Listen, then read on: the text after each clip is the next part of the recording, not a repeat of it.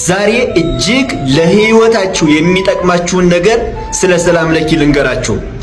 ሰላም ለኪን በመጀመሪያ የምታገኙት ከዘወትር ጸሎት ውስጥ ነው፣ ከስብሐት ቀጥሎ ማለት ነው። ይኸውላችሁ አንድ ክርስቲያን ሰላም ለኪን የማያውቅ ክርስቲያን ካለ እኔ የምለው ጦር ሜዳ ሄዶ ያልታጠቀ ወታደር ሳይታጠቅ ልጓጋ የሚል ወታደር ማለት ነው። እና አባቶቻችን አብዝተው ከሚጸልዩት ጸሎት መካከል ሰላም ለኪ ዋነኛዋ ናት። በቃ በችግራቸው ጊዜ ሁሉ ጊዜ ካፋቸው የማይነጥሯት ጸሎት ሰላም ለኪ ናት። ይኸውላችሁ ኦርቶዶክሳውያን የፈለገው ጸሎት አትቻሉ፣ ግን ሰላም ለኪንና ጸሎተ እግዝእትነ ማርያም እንደዚሁም አቡነ ዘበሰማያት አባታችን ሆይ የሚለውን ጸሎት በፍጹም በምንም ሁኔታ ውስጥ ብትሆኑ ይሄንን ሳትጸልዩ እንዳትውሉ። ሌላው ጸሎት እንዳለ ሆኖ ነው። ነገር ግን እንደው በተለያየ ችግር ውስጥ እንኳን ብትሆኑ እነዚህን ሳትጸልዩ በፍጹም እንዳትውሉ። ደግሞ አጭር ናቸው። ፈተና ገጥሟችኋል፣ ሰላም ለኪ በሉ። የሆነ ችግር ሰምታችኋል፣ ሰላም ለኪ በሉ። የእውነቴን ነው። እኔ በነገራችን ላይ የምነግራችሁ ዝም ብዬ ቲዎሪ ብቻ ሳይሆን በህይወቴ ያየሁትን ጭምር ነው። በቃ በህይወቴ እኔ በሰላም ለኪ እጅግ ብዙ ጊዜ ተጠቅሜያለሁ። ማርያምን ነው የምላችሁ፣ አላፍርም። እውነቱን ነው የምናገረው። እና በቃ እኔ ሲጀምር ፈተና ሲጀምር አሁን ትምህርት ቤትም ስማር ፈተና ሲጀምር ሰላም ለኪ ሳለን ጀምሬ አላውቅም። መቼም ቢሆን ማለት ነው። ደግሞ መቼም አፍሬ አላውቅም፣ እግዚአብሔር ይመስገን። እና ፈተና ስትጀምሩ ኦርቶዶክሳውያን ሰላም ለኪ ብላችሁ ጀምሩ። ክላስ ውስጥ ሌላ ቦታ የሆነ በቃ የሆነ መንገድ እየሄዳችሁ አስደንጋጭ ነገር ልትሰሙ ትችላላችሁ። እንደዚህ ሊሆን ነው ምናምን ሰላም ለኪ በሉ። በእርግጠኝነት ሳላፍር ነው የምነግራችሁ፣ መፍትሄውን ታዩታላችሁ። ሰላም ለኪና ጸሎተ እግዝእትነ ማርያም እንደዚሁም ደግሞ አባታችን ወይ ማለት ነው መጨረሻ ላይ እና እነዚህም በጣም የሚጠቅሟችሁ ለህይወታችሁ እጅግ ወሳኝ የሆነ ጸሎት ነው። በምንም ሁኔታ ብትሆኑ ሰላም ለኪ ሳትሉ እንዳትሉ። ሰላም ለኪ ስትሉ ደግሞ እንደዚህ ቆማችሁ ምናምን አይደለም፣ ሰግዳችሁ ጎንበስ ብላችሁ ሰላም ለኪ እንዘን ሰግድ ንብለኪ ሰግደን ሰላም እንልሻለን አይደል? ልክ ጎንበስ ብላችሁ የትኞቹም አባቶች ሰግደው ነው እንደዚህ ሰላም ለኪ የሚሏት እመቤታችን የሚማጸኗት ማለት ነው። በምንም ቻሌንጅ ውስጥ ብትሆኑ ሰላም ለኪን በቃላችሁ ያዙና ሰላም ለኪን ጸልዩ፣ ትጠቀማላችሁ። ሁላችሁም ኮሜንት ላይ እስኪ ሰላም ለኪ እያላችሁ ጻፉልኝ። እመቤታችንን ነው ሰላም ልሻለሁ ማለት ነው። ሰላም ለኪ እያላችሁ ጻፉልኝ። ቪዲዮ ለሁሉም እንዲዳረስ ሼር፣ ኮፒ ሊንክ፣ ላይክ ማድረጋችሁ እንዳይረሳ። ቤቱን ፎሎ አድርጉት። እወዳችኋለሁ። ክብር በሉልኝ። ሰላም ለኪ። ንስሐ የገባ ሰው ቀኖናውን ሳይጨርስ ስጋው ደግሞ መቀበል አይችልም የምትሉ ሰዎች በደንብ አድርጋችሁ ስሙኝ።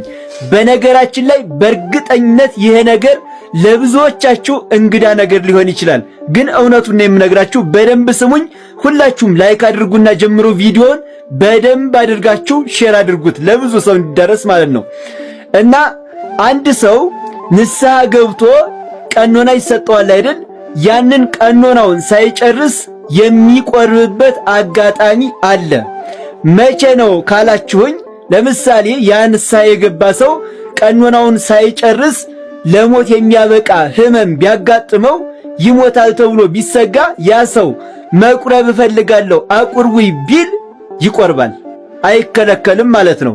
ቀኖናህን አልጨረስክም ተብሎ ከቁርባን አይከለከልም፣ ምክንያቱም ያ ሰው ሊሞት ስለሆነ ማለት ነው። ነገር ግን በደንብ ያዙልኝ፣ በነገራችን ላይ ጻፉት እሺ። እና ነገር ግን ያንን ስጋው ደግሞ ከተቀበለ በኋላ ከዳነ ግን ቀኖናውን ከተቀበለ በኋላም ቢሆን የተሰጠውን ቀኖና ይጨርሳል። ከተቀበለ በኋላ ምን ይላል አልኳችሁ? የተሰጠውን ቀኖና ይጨርሳል። ተግባብተናል? በጣም ጥሩ። ሁላችሁም ኮሜንት ላይ ለንስሐ ሞት አብቃኝ በሉ። በጣም ትልቅ ጸሎት ነው። ንስሐ ሳልገባ እንዳልሞት አድርገኝ ማለት ነው። አምላኬ ሆይ ለንስሐ ሞት አብቃኝ እያላችሁ ሁላችሁም ጻፉልኝ። ከተመቻችሁ ደግሞ ቤቱን ፎሎ አድርጉት። ቪዲዮ ግን በደንብ ኮፒ ሊንክ፣ ሼር፣ ላይክ እያደረጋችሁ ለሁሉም አዳርሱልኝ። እወዳችኋለሁ። ገና ይቀጥላል። ክብር በሉልኝ። አንድ መዝሙረ ዳዊት 16,000 ብር ይሸጣል ብላችሁ ታምናላችሁ? የእውነት ያጋጠመኝን እነግራችኋለሁ። ለማንኛውም እሸልማችኋለሁ ብዬ ከገዛኋቸው መዝሙረ ዳዊቶች መካከል እነዚህ ቀርተውኛል። ወደፊት አላችሁበት መጥቼ የምሸልማችሁ። ለአሁኑ ግን እነዚህን ልሸልማችሁ። እነዚህን ለመሸለም ታዲያ የሰው ልብ ያራራልኛል፣ ያሸልመኛል የምትሉትን ደስ የሚላችሁን ቃል ኮሜንት ላይ ጻፉና ብዙ ላይክ ላገኙ ማለት ነው ለሁለት ሰዎች እሸልማለሁኝ። ቪዲዮ ላይክ ማድረግም ግድ ነው። በግላችሁ ደግሞ መግዛት የምትፈልጉ ካላችሁ በውስጥ መስመር ጻፉልኝ እና አንድ ሰው ገባሁና የድሮ የአስመራ መዝሙረ ዳዊት ነው እና ስንት ነው እየጠየቅኩት 16 ሺህ ብር አለኝ። ማርያምን ነው የምላችሁና ደንግጬ በልቤ እንዲህ ገና ስንጨብጠው ጸሎታችን ያርጋል ያርግ ይሆን እንደው ያሰብኩኝ እና እኔ ግን ይሄኛውን መዝሙረ ዳዊት በጣም ወደድኩት። የእውነቴን ነው የምላችሁ ማርያምን እና ውስጡ ያሉት ስዕል አድኖች ደግሞ በጣም ሲያማምሩ ይላችሁ። እዚህ ጋር ስገቡ በመጀመሪያ የምታገኙት የቅዱስን ዳዊት ስዕል ነውና ያው የቅዱስ ዳዊት ስዕል ማለት ነው። ከዚያ ደግሞ የእመቤታችን ይታያችኋል አይደል? የእመቤታችን ቅዱስ ኤፍሬምን ስትባርከው አለ እዚያው እትም ነው ማለት ነው። እዚህ ጋር ደግሞ የቅዱስ ሚካኤል አለ የሰናክሬምን ሰራዊት ሲያጠፋ። እዚህ ጋር ደግሞ የአቡነ ገብረ መንፈስ ቅዱስና የአቡነ ተክለ ሃይማኖት ስዕል አድኖ አለ። እዚህ ጋር የቅዱስ ጊዮርጊስ አለ። እዚህ ጋር ዘከመ ተቃተሉ እስራኤል ይላል። እዚህ ጋር ደግሞ ናታን ዳዊትን ሲገስጸው አለ። እዚህ ጋር ደግሞ አሌፍ ምስለ ደቂቁ እያለ እንደዚህ ይመስላል ማለት ነው። በግዕዝም በአማርኛ ነው። በዚህ ጋር ግዕዙ በዚህ ጋር አማርኛው ማለት ነው። ደግሞ በጣም ምን ደስ እንዳለኝ ታውቃላችሁ? መኃልየ መኃልይ ዘሰሎሞን አንዳንዶች የእሑድ ነው እያሉ እዚህ ላይ ይናገሩ። እኔ ግን ነግሬያችኋለሁ መኃልየ መኃልይ የቅዳሜ ነው ብዬ በባለፈውም ነግሬያችሁ ነበር እና ይሄ መዝሙረ ዳዊት ደስ ካለ መካከል መኃልየ መኃልይ የቅዳሜ ብሎ ይሰራዋል ማለት ነው። ተመልከቱ እዚህ ጋር ይኸው መኃልየ መኃልይ ያለ የቅዳሜ መዝሙረ ዳዊት ብሎ ይሰራዋል። የእሑድ የሚሉ ሰዎች ስላሉ ነው። ይሄ ግን ምንም በማያሻማ መልኩ ግልጽ አድርጎ እዚያው ላይ ይሰራላችኋል። የእሑድን ደግሞ ይኸው ነቢያትን የእሑድ እያለ ቁልጭ አድርጎ ይሰራዋል ማለት ነው። መልካ ማርያም ብትሉ ዳሴ ማርያም ብትሉ አንቀጸ ብርሃን መልካ ኢየሱስ ምናምን በግዕዝም በአማርኛም ይሰራል ማለት ነው። በጣም የወደድኩት በዚህ ነው። በቃ ለምእመናን ግልጽ ነገር ነው የሚናገረው እና ደግሞ በጣም ሊቅ በሆኑ በትልቅ አባት የታተመ መዝሙረ ዳዊት ነው። በጣም ወድጄዋለሁ እና እንግዲህ ያው ሁለቱን እሸልማችኋለሁ። እወዳችኋለሁ። መልካም ዕድል። ግብረ ሰዶማዊነት ይፈቀድልን። በብፁዕ ቅዱስ አቡነ ጳውሎስ ጊዜ ተጠይቋል። ሰው በሚመሰገንበት ይመሰገናል፣ በሚነቀፍበት ይነቀፋል። በጊዜው የነበሩት ጠቅላይ ሚኒስትር አቶ መለስ ዜናዊም ኢትዮጵያ ይሄን አልለመደችም የሃይማኖት ሀገር ናት ብለው መልሰዋል። ብፁዕ ቅዱስ አቡነ ጳውሎስም ተከራክረው መልሰዋል። ይሄንን የዚያን ጊዜ ከተጠየቀ የዚያን ጊዜ ጫፍ ደርሶ ነበር፣ ብዙ ሆነው ነበር በሉ። እዚያ ውስጥ 16 ዓመት ወይም 17 ዓመት ሲጨምሩበት የት እንደደረሰ አታውቁም። አሁን ተመሳሳዩ በስቷል። የሚመጣውን ሁሉ ሰው መጠንቀቅ አለብን በእውነቱ ማለት ነው። ተግታችሁ ባይናችሁ ቤተክርስቲያናችን ገዳማችንን መጠበቅ አለብን። ኃጢአት አንድ በራሳችን ሰውነት በስቷል፣ ሁለት እንደ ሀገር በድለናል። የሀገር በደል የሚባለው ይሄ ነው። አየር ኃይልም ማለት ያለበት ተረጋጋ፣ አስብ፣ እንደ ሰው አስብ እና መሪዎቹ ባዘዙ ቦታ ሄደ አተኩስ፣ ህፃናት ላይ ቦምብ አትጣል፣ ምን ላይ ቦምብ አትጣል ነው እንጂ የሚባለው። እናንተ ፈምሱ፣ ሰግጣችሁ ነው የምትፈምሱት ካልከው አየር ኃይል ከባህር ዳር ተነስቶ፣ አየር ኃይል ከአፋር ተነስቶ፣ አየር ኃይል ከደብረ ዘይት ተነስቶ ትግራይ ሲመጣ ይዞ የሚመጣው ቦምብ ነው። ሰንበቴ የሚጠጡ ቄሶች ላይ፣ ምዕመናን ላይ፣ መዋለ ህፃናት ትምህርት ቤት ላይ ነው የሚጥልልህ። ፈምስ ብለዋል። ይሰግጣል። ሰግጦ ነው የሚሄደው። ገበያ ላይ፣ ሆስፒታል ላይ ነው የሚጥልልህ። ከዛው ትላለህ ደግሞ አውሮፓ ወጥተህ ካናዳ ወጥተህ እየየው ትላለህ። ሰግጥ እያልከው ፈምስ እያልከው እና አየር ኃይል ወታደር ሰግጥ ፈምስ አይባልም። አይምሮ ያዝ፣ ልብ ግዛ። ስርዓት ያልፋል፣ ገዢዎች ያልፋሉ፣ ሀገር ትቀጥላለች። ወታደር ደግሞ ወታደር ነው መሆን ያለበት። የፖለቲካ ፓርቲ እንትን መሆን የለበት። አሁን እዚህ አየር ኃይሎችን ስታገኝ ይህን እድል ብታገኝ መንገር ያለብህ ያ ነው። እሱ ግን የሚላቸውን እንስማ እስቲ። ከመጀመሪያው ሲመጣ ነው መጥቶ የሚላቸውን እንስማ። ከመጀመሪያ አድርገው በትግርኛ መዝሙር ነው ዞፈን የተቀበሉት።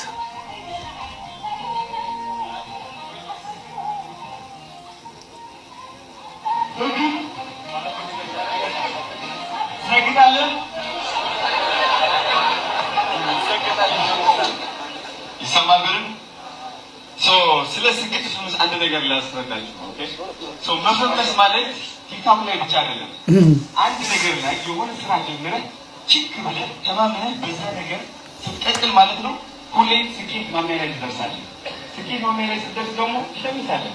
በአንተ ስራ ላይ ያሉ በአንተ ስራ ጋር የተሰማሩ ሰዎች ያንቆሃል በደንብ አድርገው መጣ እንደገና ይወቁላበት ወሰዱት እንትን አደረገበት ቢካዝ ለምን ሰግጠህ ስለምትሰራ ስለምትተማመን አይደል እንዴ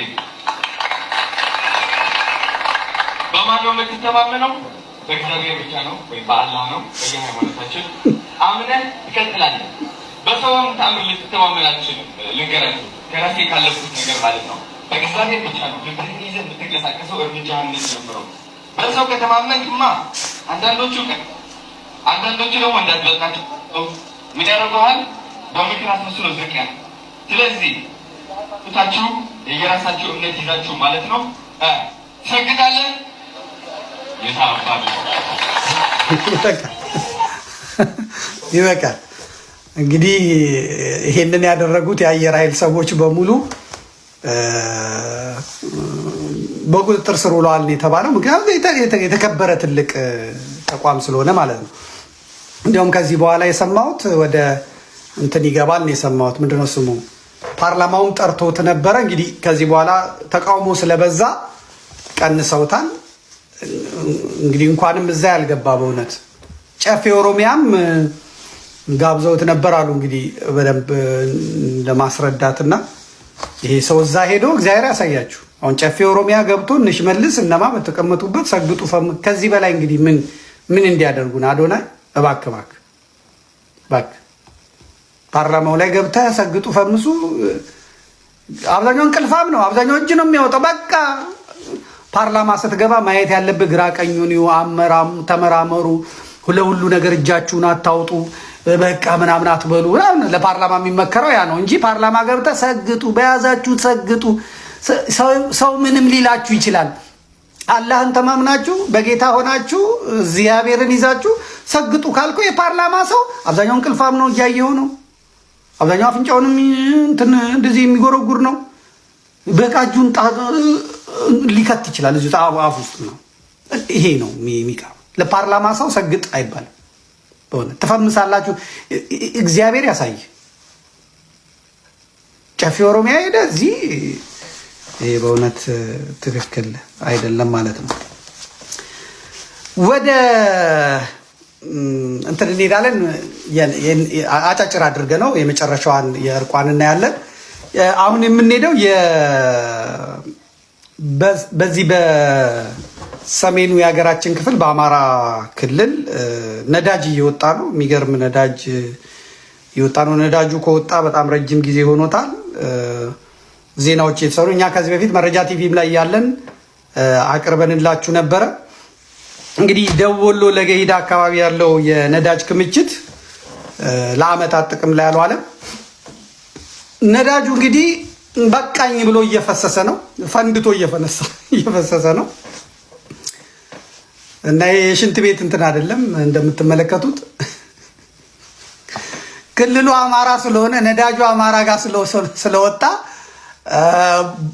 ቦታው ላይ ይሄ ነገር መደረግ የለም ጎንደር ላይ ጴንጤነት ለማስፋፋት መዳከር ዋጋ ያስከፍላል እረፉ አልደረስንባችሁም አትድረሱብን በኋላ ላይ ይህ ግጥም እውን ይሆናል ከዚያም ማጣፊያ ያጥራችኋል አለ ሀገር ሰላም ነው ብሎ የተኛን በሬ ነካክተው አደረጉት አውሬ የኔ ሐሳብ ነው የጎንደር ወጣት አትነሳም ወይ መፈር ሲቆረጥ ከደጃፍ ላይ ብሎ ግጥሙን ጠቅሷል ጥቅስ ሙግት ውስጥ አልገባም ጥቅስ የመጥቀስ ወይም በጥቅስ ለመዋገት ካልኩ እየጠቀስኩና እያጣቀስኩ መናገር ወይም መጻፍ ችግር የለብኝም ግን ልጅ ለእናቷ ምጥ አስተማረችውንና ነገሩ አይነት የሰሜን ሰው ኢየሱስን የማያውቀው ይመስል ሰሜንን ለኢየሱስ የሚል መፈክር ህዝቡ በመኖርና ባለመኖር ሰቀቀን ውስጥ በጦርነት ውስጥ ተውጦ ባለበት ሰዓት ያልበላውን ለማከክ የሚንጠራራ ያልተጠየቀውን ለመመለስ የሚዳክርና ያልፈለገውን ለመጫን የሚውተረተር ህፃን በእንቶ ፈንቶ ቲያትረኛ ልጅ ጉዳት ቢደርስበት ኃላፊነቱን የሚወስደው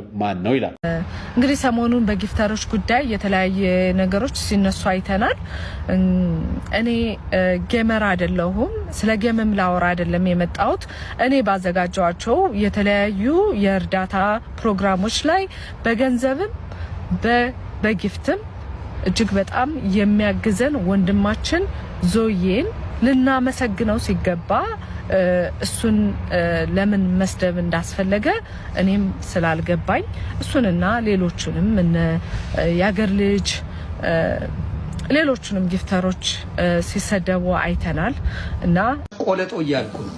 እኩል ነና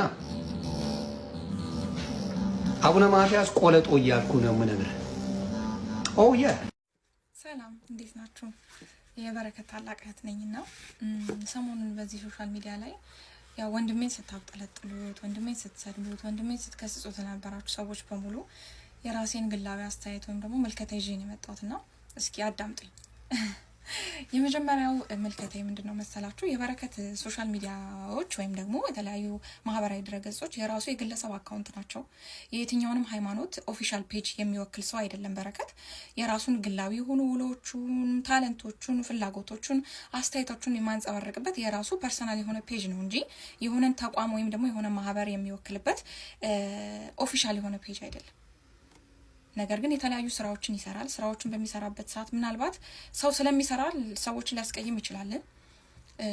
እንደ ታናሽ ወንድም ግን እዚህ እንዳደረሳችሁት ራሳችሁ እያያችሁት፣ ራሳችሁ እየደገፋችሁት፣ ራሳችሁ ሰፖርት እያደረጋችሁ እዚህ እንዳደረሳችሁት ሰዎች ግን በረከትን እንደ ታናሽ ወንድማችሁ ጠርታችሁ ልትነግሩት ወይ ልትመክሩት ወይ ልትነግሩት ብትቀየሙት እንኳን የተቀየማችሁት ነገር ካለ፣ ምክንያቱም በረከት ሰው ሲሳደብ የሚውል ሰው አይደለም። ሰው ሲያብጠለጥል የሚውል ሰው አይደለም። ኢቭን ሶሻል ሚዲያን የሚጠቀምበት በጣም ለፖዚቲቭ ነገር እንጂ ለመጥፎ ነገር አይደለም። ይህንን ደግሞ ልቦናችሁ ያውቃል። ነገር ግን አንዳንድ ማለት በእድሜም ያልበሰሉ በትምህርትም ያው ብዬ የማስባቸው ሰዎች፣ ምክንያቱም ትልልቅ የሚባሉ በዚህ በፕሮቴስታንት ሃይማኖት ውስጥ ያሉ ነገሮችን ማስተዋል ይችላሉ ብዬ የማስባቸው ሰዎች እንኳን ምንም አይነት አስተያየት ባልሰጡበትና ምንም አይነት መልከታቸውን ባላስተላለፉበት ሁኔታ ግላዊ ጸብ በሚመስል መልኩ በረከትን አታክ ለማድረግ ተደራጅተው የሚሰሩ ግን ወጣቶች አሉ። እነሱን ምን ለማለት ፈልጋለሁ መሰላችሁ? እግዚአብሔር ልቦና ይስጣችሁ። አንዳንድ ጊዜ ክርስቶስን መከተልና ክርስቶስን ማወቅ ይለያያል። እግዚአብሔርን ብናውቀው፣ እግዚአብሔርን ብንረዳው የምንሄድበት መንገድ ሁሉ የክርስቶስን ፍቅርነት የክርስቶስን ትህትና የሚሰብክ እንጂ አንዳንድ ጊዜ ተግባራችን ከእውቀታችን የተለያየ ሲሆንና አፋችን የሚናገረው ሁሉ ስድብ፣ ክፋት፣ ምቀኝነት ብቻ ሲሆን አንዳንዴ ውስጣችንን መመልከት ጥሩ ይመስለኛል። በሁለተኛ ደረጃ ደግሞ የማስቀምጥላችሁ ነጥብ ምንድነው? አንዳንዴ ሰዎች ሰርቀው የሚያምጡት፣ ተደባድበው የሚያምጡት፣ ቀምተው የሚያምጡት የሆነ ሀብትን ካልታወቀ ቦታ ላይ አምጥተው ሰዎች ከበርቴ ቢሆኑ ወይ ደግሞ ጥሩ ኑሮ ቢኖራቸው እነዛን ሰዎች አንመቀኛቸው፣ ምክንያቱም ከየት እንዳመጡት ስለማናቅ። በበረከት ላይ ግን የሚነሱ እያንዳንዱ ትችቶችን ስመለከታቸው በረከት ከልጅነቱ ጀምሮ በዚህ ሶሻል ሚዲያ ላይ እንደምታዩት ሰርቶ እያያችሁት እየደገፋችሁት እዚህ የደረሰ ልጅ ስለሆነ አንዳንድ ሰዎች እኩል የሶሻል ሚዲያ አክሰስ እያላችሁ እኩል ነፃ የሆነ ሚዲያ እያላችሁ እናንተ ሰርታችሁ በዛ ነገር ላይ መጠቀም ስላልቻላችሁ ብቻና እሱን የመሰሉ ሰዎች ደግሞ በዚህ ሶሻል ሚዲያ ተጠቅመው ራሳቸውን ቤተሰባቸውን ስለደገፉ በምቀኝነት ተነሳስታችሁ አንዳንድ የምትሰሯቸው ቪዲዮዎች መልካም አይደሉም። እውነት ለመናገር አንዳንዴም ራስን ወደ ኋላ ዞር ብሎ መመልከት፣ ቁጭ ብሎ ስለሰው ሲያወሩ ሰውን ሲያነሱ ከመዋል ለቢዝነስ አይዲያ የሚሆን ራስን መለወጥ የሚያስችልበትን መንገድ በመፍጠር መስራት ይሻላል ብዬ አምናለሁኝና እያያችሁት ስላደገ እያያችሁት እዚህ ስለደረሰ በሱ ላይ ቀን ጠብቃችሁ ክፋት፣ ምቀኝነት የምታስተላልፉ ሰዎች እግዚአብሔር ልቦና ይስጣችሁ። በመቀጠልም ደግሞ ስሙን እያነሳችሁ ፊት ለፊት ያው ምንም አይመጣም ብላችሁ በማሰብ የምትናገሩ ሰዎች አላችሁና ምንም አይመጣም የሆነ ነገር ሊያመጣ ይችላል። ምክንያቱም አንዳንድ ጊዜ ሰዎች እንደምታዩት ነው። በረከት አሁን ያችን ቃላት አስቧት ወይ አገናዝቧት ላይሆን ይችላል የተናገራት። ምክንያቱም በተለምዶ በቤተክርስቲያናችን ከኛ እምነት ውጭ የሆኑ ሰዎችን ተጠራጣሪ ወይም ደግሞ ምንፍቅና ብለን ስለምንጠራ በረከት ያንን ቃላት የተጠቀመው ከራሱ ፈጥሮ ወይም ደግሞ አዲስ ቮካብለሪ አምጥቶ አይደለም። እና በተለያዩ ሃይማኖቶችም ደግሞ እንደዚህ አይነት ቃላቶች አሉ። ከራሳቸው እምነት ውጭ ያሉ ማህበረሰብ ወይም ደግሞ ሰውን የሚጠሩበት ዘዬ ወይም ልማድ አለና በእናንተም የቤተ እምነት ውስጥ ቢሆን ከፕሮቴስታንት እምነት ውጭ ያሉ ሰዎችን እንደ ክርስቲያን ማትቆጥሯቸው፣ ክርስቲያን አይደሉም፣ አማኝ አይደሉም ብላችሁ እንደምትጠሩን ሁሉ በእኛም ቤተክርስቲያን ደግሞ ይሄ የቆየ በጣም ከብዙ ሺህ ዓመት በፊት ከነ አሪዮስ ዘመን ጀምሮ የመጣ ቃል ነው እና አዲስም ቃል አይደለም። እውነት ለመናገር ከዚህኛው እምነት ቤተ እምነት መመስረት በፊት እንኳን የነበረ በቤተክርስቲያናችን ለብዙ ዓመታት ቃላቱ ሲጠቀሙበት የነበረ ቃላት ነው። ስድባዊም ቃላት አይደለም ኢቭን እና በእኛ አስተምሮ በአብ በወልድ በመንፈስ ቅዱስ ሶስትነትና አንድነት ለማያምኑ ወይም ለሚጠራጠሩ ሰዎች ከፊልም ለሚያምኑ ሰዎች የምንጠቀመው ቃል ነውና ያም ደግሞ ማለት ለአንድ ቤተ እምነት ግን አይደለም። ከዛ ቤተ እምነት ውጪ ለሆኑ ሰዎች ብቻ እናንተም ከእናንተ ቤተ እምነት ውጪ ያሉ ሰዎችን ክርስቲያን አይደላችሁም አማኝ አይደላችሁም እንደምትሉን ሁሉ የሚጠቀሙበት ቃል ነበርና እዚህም ደረጃ መድረስ ነበረበት ብዬ አላምንም። በግልም የምታውቁት ኢቭን ደግሞ ጠርታችሁ መከራችሁም ይሆናል ይሄ ነገር እኮ አስከፍቶናል በረከት እኛ እንደዚህ ነው ካንተ ይሄንን አንጠብቅ ምክንያቱም በቃ ቃላቱን አንወደውም ስንጠራበት ስለማንወደው ብትሉት እንኳን በረከት ልጃችሁ ነው ያሳደጋችሁት እዚሁ አይናችሁ ላይ ያያችሁ ደግፋችሁት በእናንተ ድጋፍ እዚህ የደረሰ ልጅ ነውና አንድ መልእክት አለኝ ለፕሮቴስታንት እምነት ተከታዮች በሙሉ እዚህ ሶሻል ሚዲያ ላይ የምታዩቸው ስድቦች የምታዩቸው ክፋት ንግግሮች ምቀኝነቶች እና ደግሞ አለመብሰሎች እውነት የእናንተን ሃይማኖት የሚያንጸባርቁ ናቸው ወይ? አንድ ጥያቄ አለኝ ለእናንተ ይሄንን እንድትመልሱልኝ ማለት ነውና በአስተምሮታችሁ በሃይማኖት ተቋማችሁ ውስጥ የሚመከረው የሚነገረው የሚዘከረው ኢየሱስ ይሄንን ነው ወይ የሚያስተምረው? ያም ማለት ምንድነው ኢቭን የሌላ ተቋም እንኳን ፐብሊክ ፔጅ ቢሆን እንዲህ ነው ወይ ሰውን የምትመክሩት እንዲህ ነው ወይ ሰውን የምታስተምሩት የሚል ጥያቄ አለኝ። እንኳንስ የቀረውን የበረከት ግላዊ አካውንት ሆኖ ሳለ ራሱ አንድ ወጣት ልጅ ነው የ23 24 አመት ወጣት ልጅ ነው አሁን 24 አመት ይሞላልና እሱ ያለውን የህይወት ድክመት እሱ ያለውን የህይወት ብርታት የሚያጋራበት ግላዊ የሆነ ህይወቱን ኢቭን አንዳንድ ጊዜ ድካሙን እንኳን እያያችሁት ዛሬ ቤተክርስቲያን ሄደ ነገ ደግሞ ትጨፍራለህ ይሄንን ድካሙን እንኳን እያያችሁት ከዛ ድካም እንዲወጣ ልትጸልዩለት ልትመክሩት ልታበረታቱት ሲገባ የምታሸማቀቁት ይህ ክርስትና አይደለም። በኦርቶዶክስ እምነት ውስጥ ያላችሁ ሰዎችና አንዳንዴ ሰው ላይ መፍረድ ቀላል ነው ግን እግዚአብሔርም ቢሆን አትፍረድ ብሏልና ሰው ላይ ለመፍረድ አንቸኩል። እንደውም እንዲህ የታየ ክፍተት ሲኖረው እንዲህ የታየ ራሱን ማስተካከል ያለበት ነገር እንዳለ ስታዩ ምክንያቱም ድክመቱንም ጥንካሬውንም ለእናንተው ነው አውጥቶ የሚያሳያችሁና ባህሉንም እምነቱንም ከማስተዋወቅ ጋር የተገናኘ ቢሆንም የሱንም ሐሳብ ሰምታችሁ እሱንም ለመምከር ወደ ትክክለኛ መንፈሳዊ ሙሉ ለሙሉ ወደ መንፈሳዊ ህይወት እንዲመጣ የመምከር የመገሰጽ ተግባር ነው ሊኖራችሁ የሚገባው ብያምናለሁ እንጂ በዚህ ልክ ይሰቀል ደረጃ ማድረስን ሰው ይሄን ያክል ምን አድርጓል በረከት ይሄን ያክል እንዲልትተቹት እንዲልታንቋሽሹት እንዲልትሉት የሚገባ በእናንተ በህይወታችሁ ላይ የደረሰባችሁ ነገር ምን አድርጓል በረከት ራሳችሁን ቁጭ ብላችሁ ጠይቁና ለዚህ ነገር መልስ ስጡ። አሁንም ቢሆን በፕሮቴስታንት እምነት ውስጥ ያላችሁ ሰዎች ናቸው ይሄን ነገር ማስተካከል የምትችሉት። ጉዳዩ ወደ አላስፈላጊ ይዘት እየሄደ ነው፣ ወደ አላስፈላጊ ቀውስ ውስጥ እየገባ ነው። የሰው ልጅ ደግሞ እውነት ለመናገር እንደኔ የግል አስተያየት ሃይማኖት ያድነዋል ብዬ አላምንም። ሰው ነው እምነቱ ነው የሚያድነውና በእርግጥ ሃይማኖት የእምነት ውጤት ቢሆንም በእናንተ እምነታችሁ በመታምኑት እምነት በዚህ ልክ ነው ወይ የሃይማኖት ተግባራችሁ የሚገለጸው ምግባራችሁ ይህ ነው ወይ ራሳችሁን እንድትጠይቁ ነው ያለኝ መልእክትና እግዚአብሔር ልቦና ይስጥ ለሁሉም። ነገር ግን እኔ ራሴው ኮትኩቼ እንዳሳደኩት ወንድሜ እንደ በረከት በቀል ልቦና በጣም የዋህ ትሁት ታዛዥ እንኳን በቤተሰባችን ቀርቶ በማህበረሰብ በጎረቤታችን እንኳን ስሙ አንድ ቀን በክፋት ተነስቶ የማያውቅ ሁሉንም ሰው አክብሮ ታዞ በትህትና የኖረ ልጅ ነውና እንዲም ስለከፋው በጣም አዝኛለሁ እውነት ለመናገርና እባካችሁ ልቦና ይኖራችሁ ልቦና ይስጣችሁ ተረጋግታችሁ ነገሩን አስቡት። ወዳልተፈለገ ነገር ይዛችሁት እየሄዳችሁ ነው ላለሁኝና እንግዲህ ሃይማኖት የግል ነው ሀገር የጋራ ነው። እግዚአብሔር ለሁላችንም ልቦና ይስጥላለሁኝ። መልካም ቀን ይሁንላችሁ።